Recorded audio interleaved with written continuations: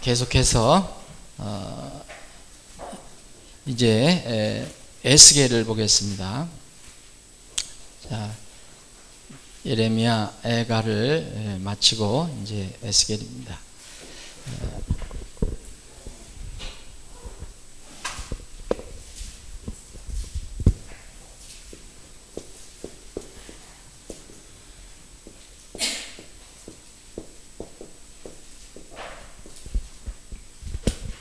구약성경 36권 중에서 39권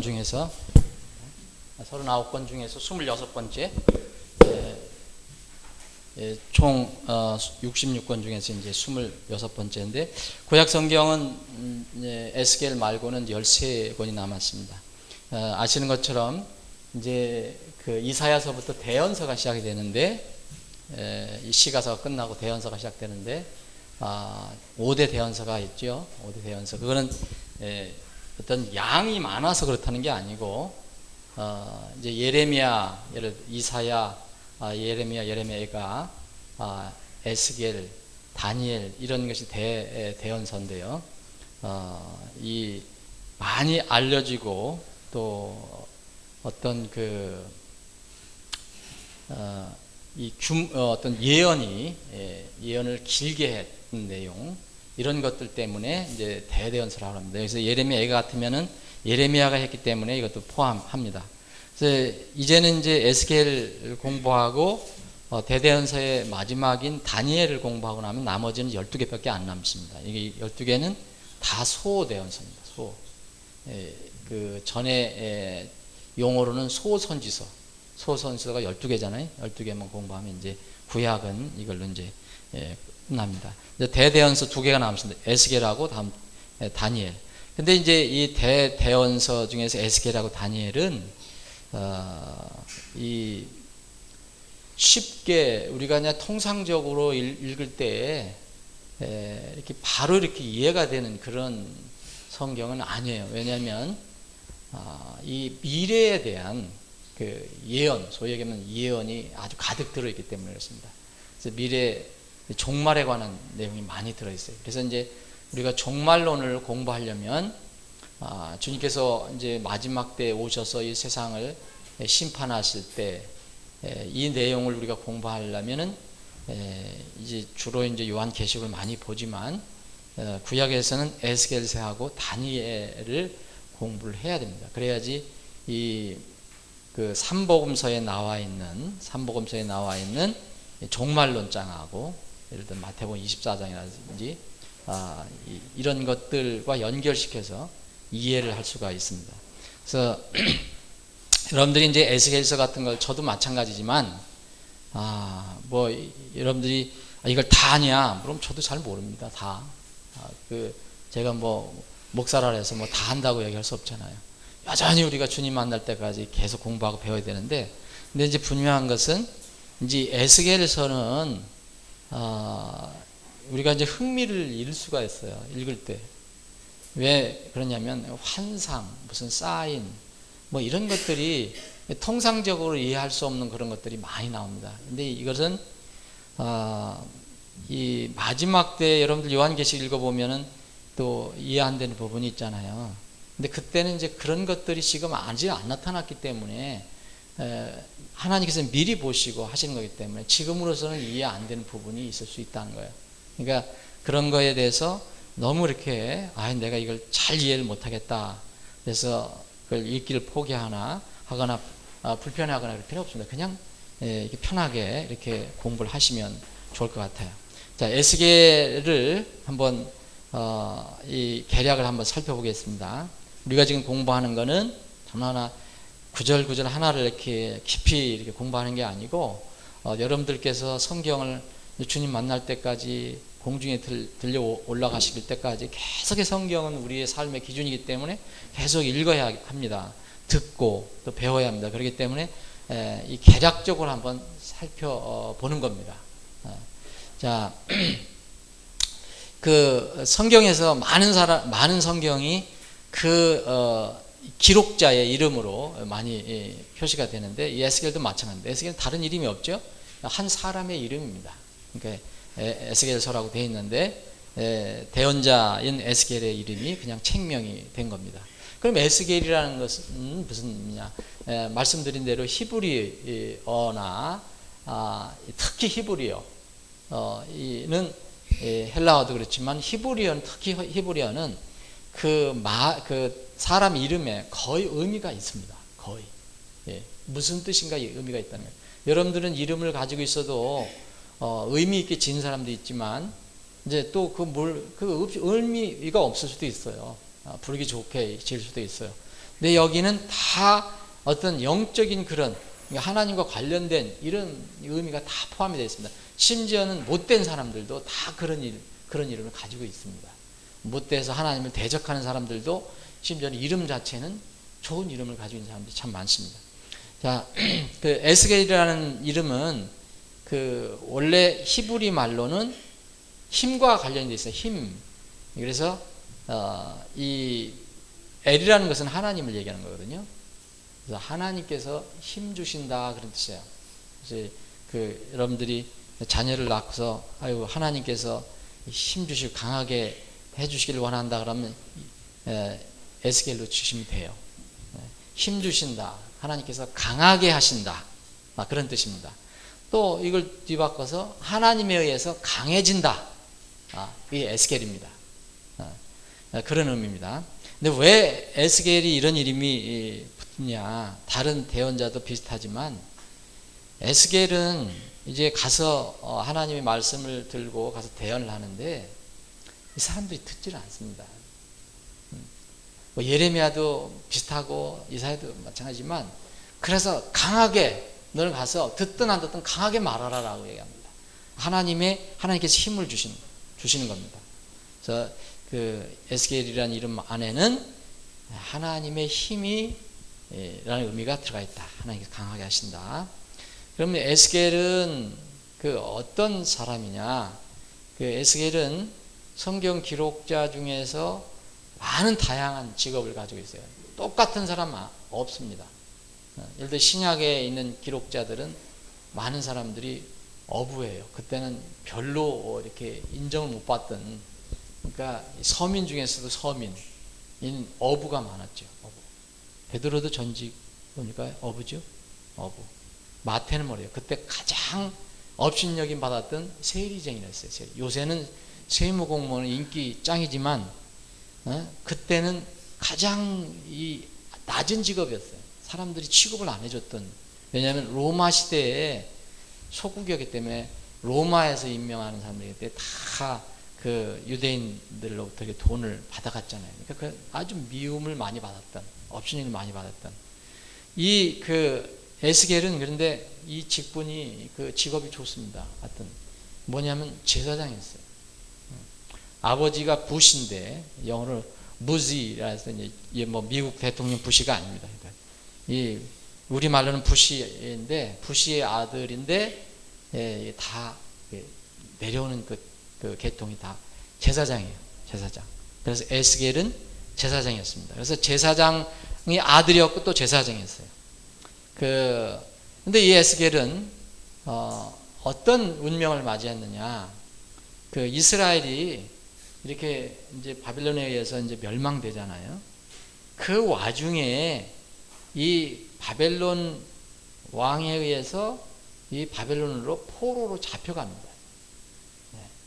그래서 포로로 잡혀간 그런 상태였어요. 그런 운명이 있었어요. 그래서 이 에스겔은 어디 가서 이 하나님께서 글을 쓰게 하셨느냐면 에스겔이 이 하나님의 말씀을 성경을 기록하게 된 것은 유대 땅이 아니고 포로로 잡혀간 바벨론에서 기록을 한 겁니다. 에스겔은 그래서 이 여호야긴 왕이라는 왕이 있어요. 마지막 왕 여호야긴 왕과 함께 BC 597년에 바벨론으로 끌려간 사람입니다. 그래서 거기서 이제 성경을 기록하게 됩니다. 참고로 이제 에스겔이 그 유대 땅을 벗어나서 바빌론에 가서 이제 머물러 있을 때 이 성경을 썼다고 그랬는데 이 운명을 좀 살펴보려면 예루살렘이 멸망된 건 여러분 아시잖아요. 바빌론에 의해서 멸망된 거 아시는데 한꺼번에 그냥 어느 날 하루에 탁 멸망된 게 아니에요. 이 남유다는 이게 몇 차례 이렇게 이 멸망의 단계가 있어요. 처음에는 바벨론이 유다에 와서 예루살렘을 그냥 일시에 한꺼번에 다 멸망시켜버린 게 아니고, 처음에는 이렇게 그 왕들, 그때 있던 왕들을 이제 잡아갑니다. 소국으로 만들어 버립니다. 그러나 거의 이제 벌써 나라는 기울어가기 시작하죠. 또 두 번째 또 그냥 그래도 놔두고 있었는데, 두 번째는 그 남은 왕이 또 그 바빌론을 또 이렇게 대적을 해요. 이렇게 뭐랄까 이렇게 반역을 일으켜요. 그래서 또 와서 또 잡아갑니다. 또 왕을 잡아갑니다.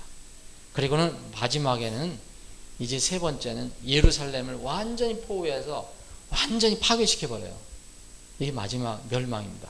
그래서 이걸 흔히 이제 우리가 이제 이 유다의 멸망이라는데, BC 605년에 이제 처음에 이제 멸망의 단계가 시작됩니다.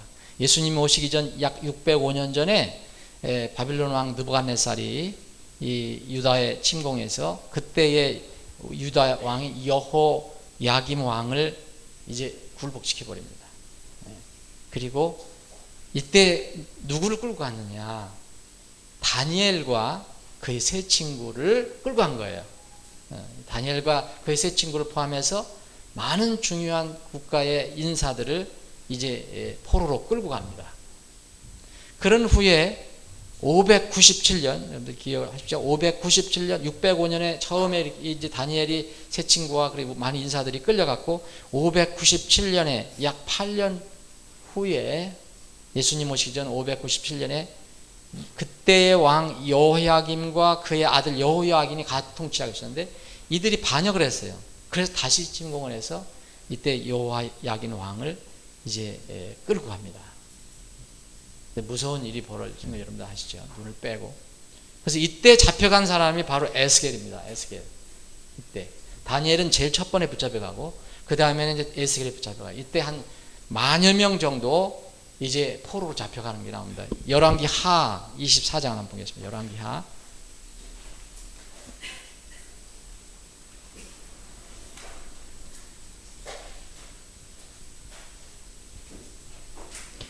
열왕기하 24장 보면, 자,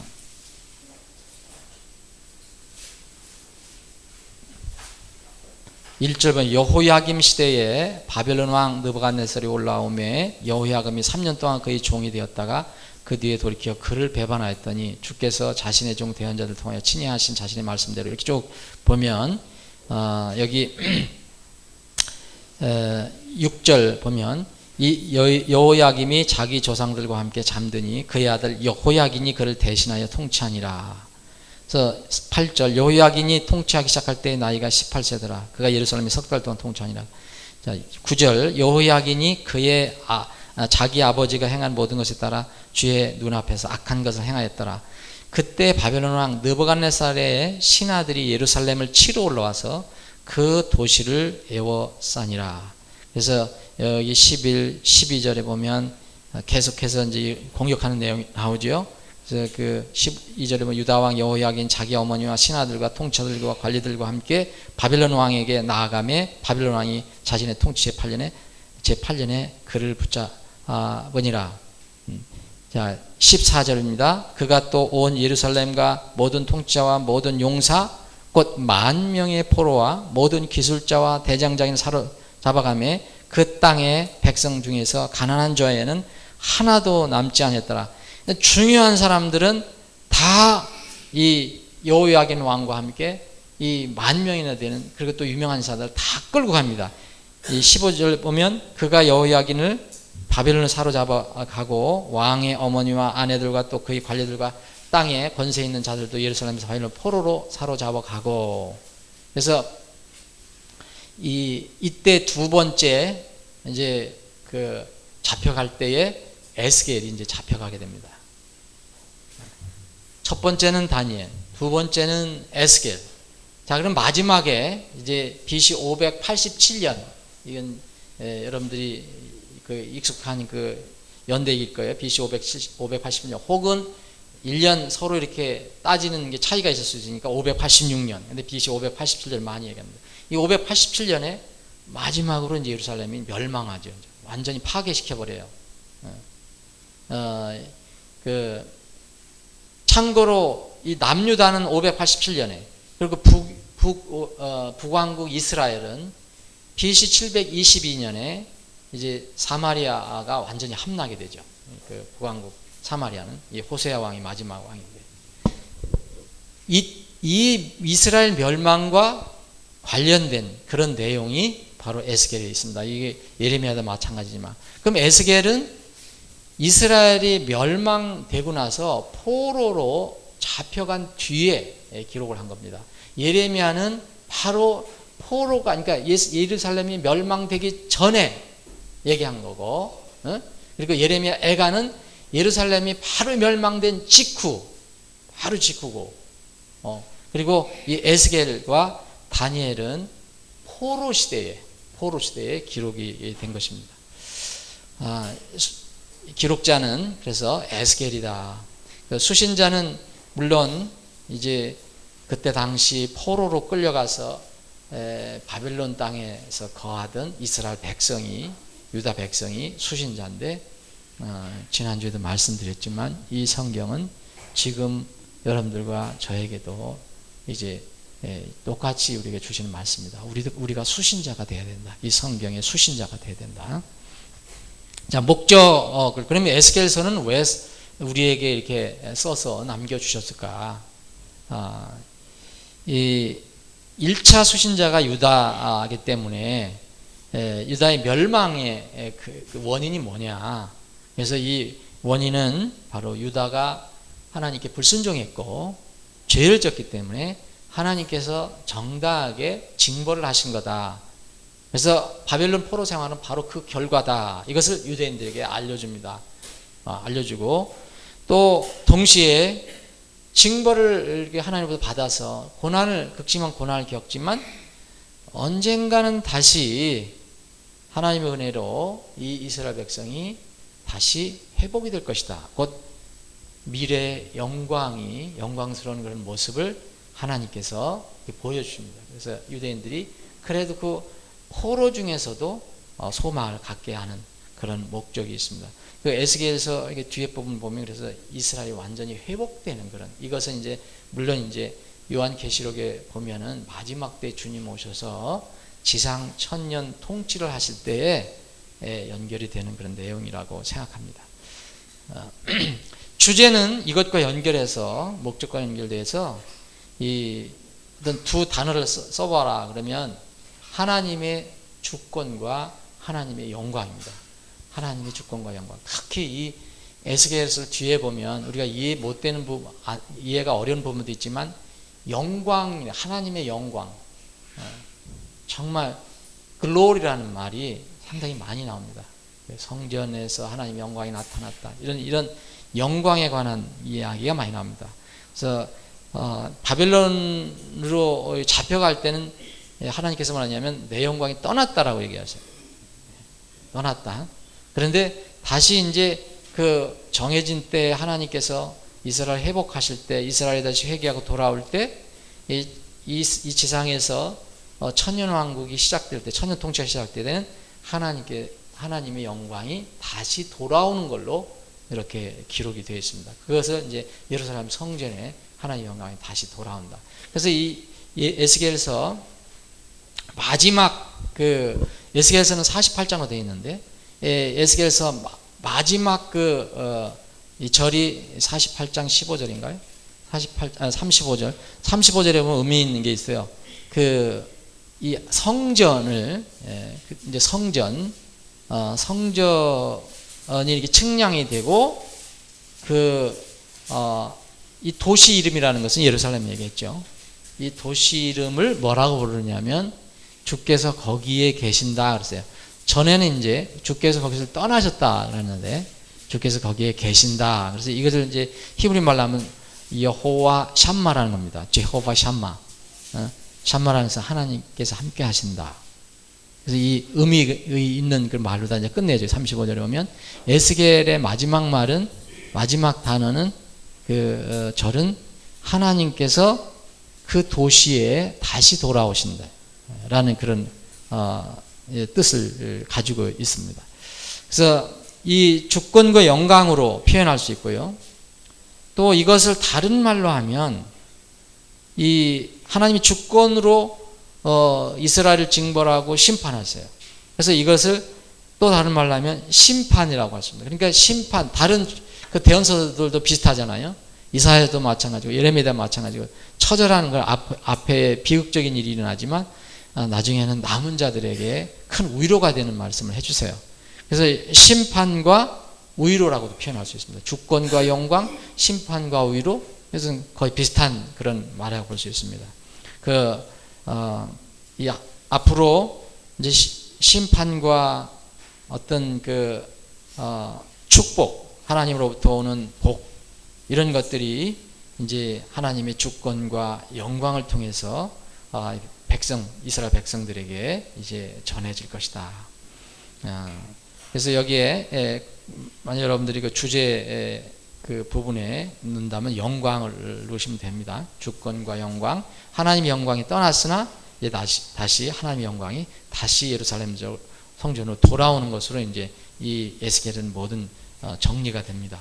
그래서 만약 이걸 심판과 위로라는 두 이렇게 주제로 한다면 앞에 부분은 심판이고 뒤에 부분은 이렇게 위로 또는 회복 또는 영광, 이런 내용이 될 수 있습니다.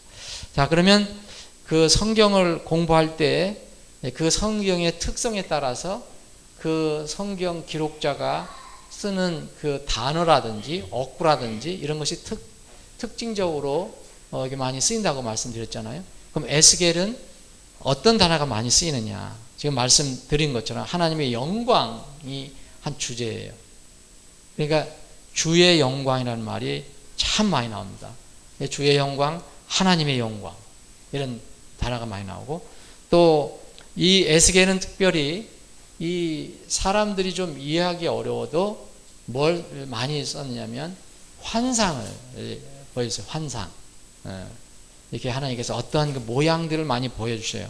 그래서 환상이라는 단어가, 이 환상이라는 것은 여러분들 오해하지 마십시오. 지금 여기서 뭐 나는 뭘 봤느니 뭐 신기한 것을 뭐 이렇게 뭐 계시를 받은 이런 차원이 아니고 하나님께서 어떤 모양을 통해서 보여주신 얘기인가, 영어로 얘기하면 비전이라는 겁니다. 비전.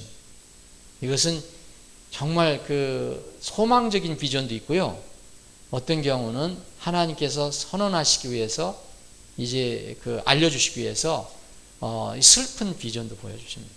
그러니까 어떤 비전을 보여준다. 그래서 이 비전이라는 말, 환상이라는 말이 많이 나오고요. 어구 중에서 특이한 또 어구가 여기 에스겔에서는 많이 나오는데, 그게 뭐냐면 내가 주인 줄을 너희가 알리라. 내가 주인 줄. 이제 많은 이스라엘 사람들이 처음에는 안 믿습니다. 대적합니다. 그러나 나중에는 다 믿게 돼 있어요. 근데 늦는 것 뿐이에요. 여기 이 내가 주인 줄 너희가 알리라라는 말, 또는 내가 주인 줄 그들이 알리라. 너희들이 알 거고 그들이 알 거고 주의 말씀이 내게 임하니, 이런 말씀이 많이 나오는데, 이 내가 주인 줄, 내가 여호와 하나님인 줄을 너희가 알리라, 그들이 알리라라는 것은 이 우리에게도 우리가 지금 마지막을 살아가고 있는데 이 말씀이 많이 적용될 수 있습니다. 지금 사람들이 복음을 전해도 잘 안 믿거든요. 예수님 전해도 잘 안 믿습니다. 눈에 보이지 않는 거니까. 당장 지금 물리적으로 뭐가 이렇게 잡히지 않은 거니까. 그런데 하나님께서는 이렇게 말씀하세요. 지금은 나를 안 믿고 나를 대적하고 나를 반역하고 이런 사람이 있을지라도 어느 시점이 되면 모두 다 나를 알 것이다 라고 얘기합니다. 이게 이제 이 에스겔이 쓴 용어예요. 내가 주인지를 너희가 알 때가 온다. 지금은 인정하지 않아도 언젠가는 나를 인정한다. 주님께서 이제 이런 말씀을 했어요. 마지막에 주님께서 오실 때는 그때 믿지 않았던 사람들도 늦었지만 그분이 주라는 것을 인정하고 무릎을 꿇습니다. 그때가 온다는 거예요. 에스겔은 중요한 그 어구를 얘기했어요. 내가 주인지를 너희가 알 것이고 내가 주인지를 그들이 나를 안 믿는 그들도 알 것이다. 근데 문제는 때입니다. 때.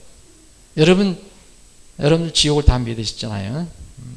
하나님께서 말씀하시긴 믿죠. 근데 지옥에 간 사람들이 지옥에서도 계속 하나님을 불신하고 안 믿는 거 아닙니다. 다 인정합니다. 그때는. 근데 늦은 것뿐입니다. 지옥에서도 불신하는 사람 아무도 없습니다. 근데 늦은 것뿐입니다. 거기서는 다 안다고 그랬어요. 다 깨닫는다고 그랬어요. 물론 모든 것을 다 한다는 게 아니라 자기와 하나님과의 관계를 다 인정한다는 거예요. 그래서 말을 못 한다는 거죠. 이제 그때는. 지금이야 보여달라, 죽으면 그만이다, 여러 가지 얘기를 하지만 그때 가서는 전혀 그런 일을 못 한다. 다 그냥 하나님께서 다 알려주시기 때문에. 그리고 느낄 수밖에 없고 볼 수밖에 없기 때문에. 그래서 내가 주인 줄 너희가 알리라, 내가 주인 줄 그들이 알리라는 이제 주인 말입니다. 내가 주인 줄 너희가 알리라는 22번, 그들이 알리라는 24번. 그리고 특별히 에스겔에게 이것은 사람이 쓴 것이 아니고 하나님께서 주신 말씀이라는 것을 강조하기 위해서 하나님의 말씀이, 주의 말씀이 내게 임하니, 이런 말씀을 또 이 에스겔은 많이 쓰고 있습니다.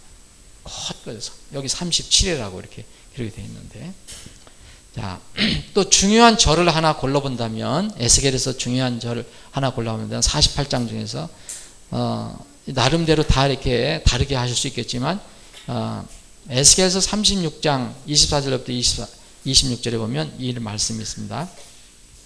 내가 너희를 이교도들 가운데 취하고 모든 나라에서 모아 너희 땅으로 데려가리라. 이것은 지금도 문자적으로 이렇게 성경을 안 믿는 사람들이 있습니다. 그래서 이스라엘이 무슨 나중에 무슨 회복이 되고 하느냐 이렇게 믿는 사람이 있지만, 우리가 이제 이 하나님 말씀을 자꾸 영해로 하지 않으면, 영적인 해석, 우화로 해석을 하지 않는다면, 이걸 그대로 문자를 믿는다면 하나님의 이런 약속은 곳곳에 있습니다. 곳곳에. 그래서 이스라엘을, 이 유대 사람을 우리가 무시하면 안 됩니다. 유대 사람은, 그 이스라엘은 하나님께서 징계하고 때로는 심판도 하시지만 그 민족에 대한 약속은 하나님께서 버리신 적이 없어요. 그래서 내가 너희를 이교도들 가운데 취하고 모든 나라에서 모아 너희 땅으로 데려가리라. 그때 내가 정결한 물을 너희 위에 뿌려 너희를 정결하게 하되 너희의 모든 더러움과 너희의 모든 우상으로부터 너희를 정결하게 하리라. 또 내가 새 마음을 너희에게 주고 새 영을 너희 속에 두어 너희 살에서 돌 같은 마음을 제거하고 너희에게 살로 된 마음을 주리라. 이스라엘이 회복되는 내용을 얘기합니다. 이게 37장에 그 에스겔에서 또 유명한 그 장이 있어요. 37장. 여러분들 이것을 이제 소위 중심장이라고 하는데, 에스겔에서 중심장이라는데, 이게 무슨 내용이 있습니까? 37장은 이렇게 흔히 얘기하는 부활을 얘기하는데, 근데 이거는 이 시대의 부활을 적용을 할 수 있지만 실제로는 이스라엘 민족이 어떻게 회복될 것이냐를 보여주는 장입니다. 37장. 그래서 여기는 이 골짜기에 골짜기가 있는데, 이제 그 에스겔이 보여주는 거 아니에요. 골짜기가 있는데, 그냥 사람들 죽어서 뼈만 남고 뼈가 그냥 가득해요. 뼈가. 근데 그 뼈가 이제 사람으로 부활해 일어나는 모습을 보여줍니다. 뼈에 힘이 생기고, 살이 붙고, 생기가 돼. 그래서 그냥 대군이 되는 그런 내용인데, 그래서, 이것은 1차적으로 이스라엘이 민족적으로 앞으로 회복될 거다. 이제 예루살렘 성전에 예수님께서, 하나님께서 다시 오시는 것처럼. 그래서 거기에 이제 35절에 마지막 48장 35절에 그 여호와 샴마라는 말이 나오는 것처럼 하나님이 거기에 계신다라는 말이 나온 것처럼, 이스라엘은 지금은 하나님께서 이스라엘과 직접 그 이스라엘 땅에 지금 임재하신 건 아니잖아요. 아직도 그 절차가 남아 있습니다. 그래서 중심장은 37장. 나중에 한번 이것도 묵상할 때 한번 살펴보겠습니다. 자, 특성을 간단히 보겠습니다. 이 특성이 이 에스겔은 아까 초반에도 말씀드린 대로 좀 복잡하고 내용이 복잡하고 길고 그러기 때문에 특성을 좀 길게 살펴보겠습니다. 한두 개로 다 이렇게 요약하기 어렵기 때문에 그래서 오늘 특성 한 개 살펴보고 다음에도 또 다음 시간에도 앞에 부분 특성을 한번 살펴보겠습니다. 에스겔서는 아까 말씀드린 대로 어느 성경보다도 환상이 많다. 환상 기록이 많다. 비전이라는 거, 비전. 그리고 또 이게 에스겔이 이스라엘 백성에게 하나님께서 에스겔이 이스라엘 백성을 가르쳐 주게 하기 위해서 어떤 그냥 말로 하면 이 이스라엘 백성이 잘 못 알아들으니까 어떤 비유를 많이 해줘. 비유. 그러니까 환상, 비유, 그리고 또 상징. 상징이라는 건 뭐냐면 사인이라는 거예요. 뭘 보여주세요. 뭘 보여주세요. 여러 가지 모양을 보여주세요. 그래서 환상, 비유, 이 사인, 이 상징, 표적이라고 하죠. 이 신약 시대는 표적이라고 하죠. 이런 것들이 엄청나게 많이 나옵니다. 예를 들어서 환상은 저기 1장에 보면은 1장서부터 3장까지 보면 이 그룹들 환상, 이 피조물, 그러니까 영적인 피조물이잖아요. 하늘에 있는 천사의 종류인데 이 그룹 환상들이 나오죠. 이런 것들 기록을 하는데 우리 머리로는 상상해야 돼요. 왜냐하면 우리는 그런 걸 본 적이 없기 때문에. 본 적이 없잖아요. 에스겔도 뭐 사람인데 그걸 뭐 언제 봤습니까? 그러니까 자기의 생각대로 자기가 할 수 있는 생각대로 다 기록을 해요. 근데 뭐 사람 얼굴 같고 송아지 얼굴 같고 뭐 무슨 뭐 이런 정말 우리가 참 저런 인물이 저런 어떤 모양이 어떻게 될까? 우리는 지금 정확히 모르지만 이제 앞으로 하늘에 가면 알겠죠. 그 마른 뼈들이 가득한 골짜기 환상, 이것도 환상입니다. 환상 보여주신 거예요. 비유는 17장에 두 마리의 독수리 비유가 나와요. 그리고 23장에 보면 두 자매 이야기가 나와요. 아홀라하고 아홀리바. 이걸 왜 이게 두 자매를 얘기해 줬느냐? 이게 이스라엘의 두 형제, 북왕국 이스라엘과 남왕국 유다를 빗대어서 말씀하시고, 또 끓는 솥, 두 막대기, 뭐 이런 비유를 얘기하시고, 또 상징, 표적, 어떤 모형을 뭐 했냐면, 에스겔이 자꾸 에스겔에게 너 옆으로 누워라. 옆으로 누워라. 옆으로 눕는 의미가 뭔가, 이런 거, 뭐, 빵이 더럽혀진 빵. 사람 똥으로 이렇게 빵을 굽는, 이런 것들이 왜 그런가 하여튼, 이런, 머리를 완전히 그냥 삭도를 해버리는 거, 빡빡 깎는 거, 뭐 이런 상징. 그리고 에스겔이 나중에 아내가 죽거든요. 이런 것을 하나님께서 상징적으로, 표적으로 이제 보여주십니다. 그래서 에스겔이 48장으로 되어 있어요. 여러분들이 우리가 공부하는 동안에 저도 오늘 아침에 1장을 한번 다시 또 읽어봤는데 여전히 읽어봐도 뭐 이렇게 익숙하지는 않아요. 그죠? 그러나 한번 꾸준히 한번 읽어보십시오. 그래서 이거 공부하면서 이제 개략을 공부하니까 그러면 읽을 때 조금 도움이 될 것입니다. 오늘은 여기까지 하겠습니다.